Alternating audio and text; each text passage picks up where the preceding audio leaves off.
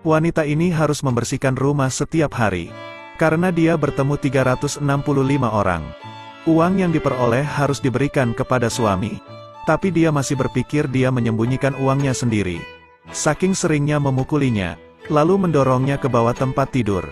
Dia mempersiapkannya untuk pelajaran seumur hidup.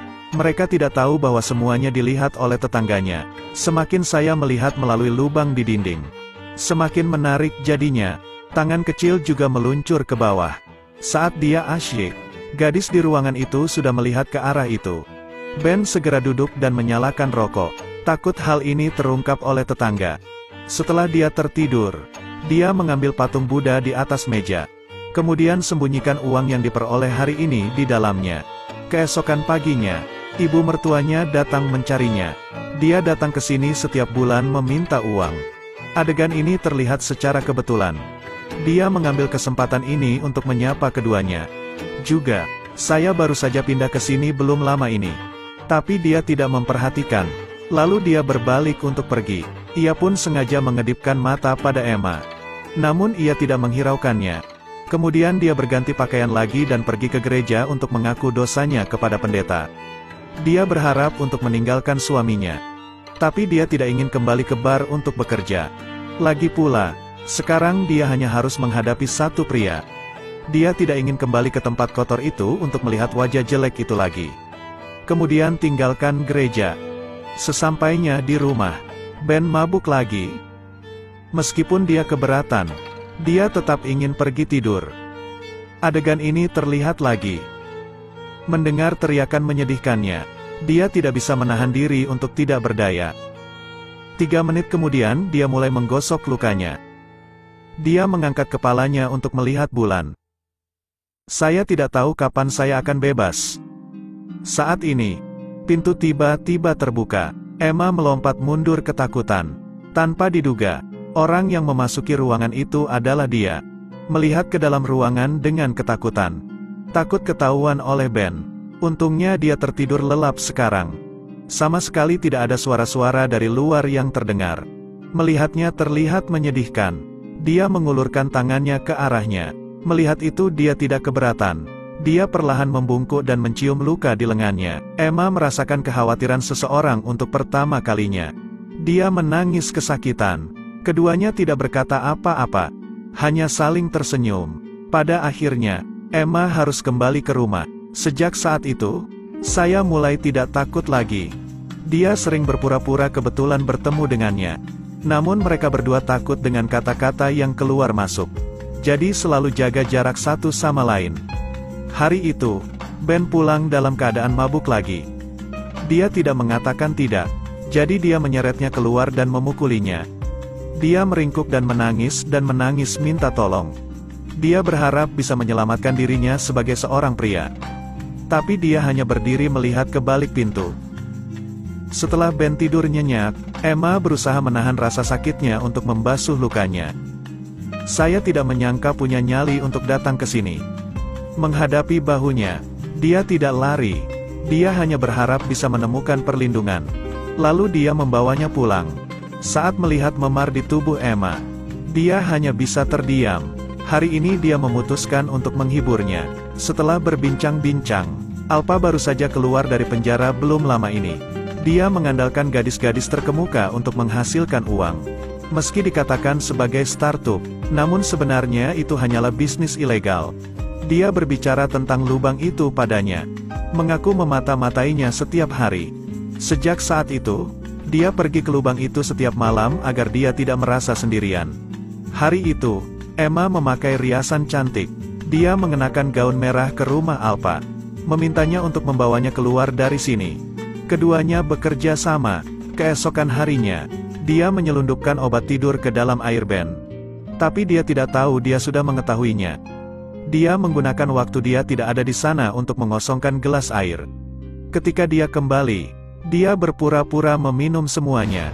Tunggu dengan sabar hingga obatnya bekerja. Ben mengikutinya dan segera tertidur. Emma melihat kesempatan telah tiba dan segera mengemasi barang bawaannya. Tapi ketika dia hendak pergi, dia ditangkap olehnya. Dia memukulnya. Ben mencengkeram lehernya dan menyerbu masuk ke kamar. Dia menarik Ben menjauh dan keduanya mulai berkelahi. Namun dia meremehkan kemampuan Ben. Emma panik, mengambil pisaunya dan menyerbu ke arah Ben. Setelah ditusuk di bagian pinggang, dia perlahan terjatuh. Emma pun dengan cepat mengakui bahwa dia telah membunuh seseorang. Segera hibur dia lalu bungkus tubuh Ben. Dia memasukkan mayat itu ke bagasi mobil. Tersisa untuk mengatasi noda darah. Berkendara ke tepi sungai dan lemparkan tubuh lurus ke bawah. Dia takut untuk pergi dari sana.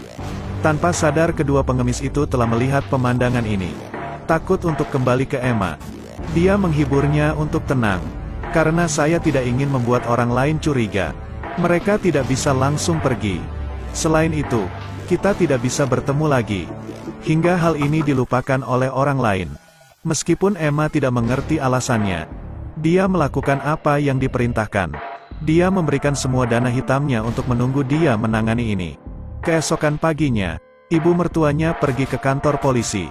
Meski itu menyakitkan, namun ibu mertuanya tetap mengkritiknya. Setelah kembali ke rumah, dia tiba-tiba mendengar suara berisik di dalam kamar. Karena ketakutan, dia berteriak pada orang itu untuk berhenti menempel padanya. Namun dia tidak menyangka neneknya akan keluar dari kamar. Tindakannya sebelumnya membuatnya percaya bahwa kejadian ini ada hubungannya dengan dirinya. Meski dia mencoba menjelaskan, namun ibu mertuanya tetap bertekad untuk menyelidikinya sampai tuntas. Sejak saat itu, dia juga membersihkan rumah agar rasa bersalahnya berkurang. Namun setelah beberapa saat, dia akhirnya hancur berantakan. Ketika dia melihat sisi lain, dia masih mengetuk dinding. Dia berharap mereka berdua bisa keluar dari sini. Tapi dia ditolak. Dia pikir dia tidak terbiasa sendirian. Sejak saat itu, keduanya mulai berbicara melalui lubang di dinding agar tidak saling merindukan. Namun kehidupan damai itu tidak bertahan lama. Lalu terjadilah kesalahpahaman. Hari itu, dengan mengenakan gaun merah, dia mengetuk pintu. Tetapi setelah dia keluar, dia tampak sangat gugup dan marah dan bergegas masuk. Tanpa diduga, ada seorang gadis di dalam. Ini membuatnya gila. Tanpa diduga, itu adalah binatang buas. Tapi dia bilang dia melakukannya demi masa depan mereka. Itu sebabnya dia pergi ke seorang kenalan lama untuk melakukan kembali pekerjaan lamanya. Setelah mengetahui alasannya, Emma pun menjadi tenang. Tapi dia tidak ingin terlibat lagi.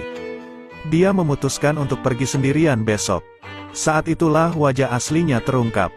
Dia mengatakan jika dia berani mengkhianatinya, dia akan pergi ke kantor polisi untuk melaporkan kasus tersebut. Di bawah tekanannya, Emma hanya bisa mengertakkan gigi dan menanggung penghinaan. Dia dengan marah menggedor pintu keesokan harinya, dan datang menemuinya lagi karena wanita itu sakit sehari sebelumnya. Jadi dia hanya bisa menemukan seseorang untuk menggantikannya. Dan pada saat yang sama, menggunakan pembunuhan untuk mengancamnya lagi menjadi uang. Kalau tidak, dia kembali ke kamarnya sambil terisak-isak. Saat ini suaminya yang sudah meninggal tiba-tiba kembali. Emma takut menggoyangkan seluruh tubuhnya. Ben dengan tenang menyuruhnya untuk membawa kekasih barunya ke rumah ini, agar dia bisa membunuhnya. Ketakutan dan terisak. Tapi dia tidak punya pilihan selain menerima bahwa dia menyembunyikan pisaunya di samping tempat tidur. Dan bersembunyi di sudut lama setelah mendengar panggilan Emma. Dia dengan hati-hati mengintip ke dalam ruangan melalui lubang di dinding.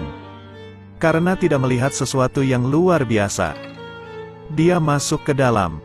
Adegan ini dilihat oleh Ben. Tapi dia tidak menyangka apa yang dikatakan konspirasi ini. Dia bergegas menuju Ben. Keduanya mulai berkelahi lagi. Melihat Emma terjepit di tanah, dia melemparkan pisaunya. Dia mengambil pisaunya, dan tanpa ragu bersandar pada Ben. Namun saat hendak membunuh Emma, Ben mengambil pisaunya, lalu bergegas menuju kedua belah pihak untuk berhenti berkelahi. Tak lama kemudian, semuanya turun, polisi segera tiba. Emma dibebaskan karena pembelaan yang sah. Keesokan paginya, dia mengemasi pakaiannya dan meninggalkan kota mimpi buruk ini.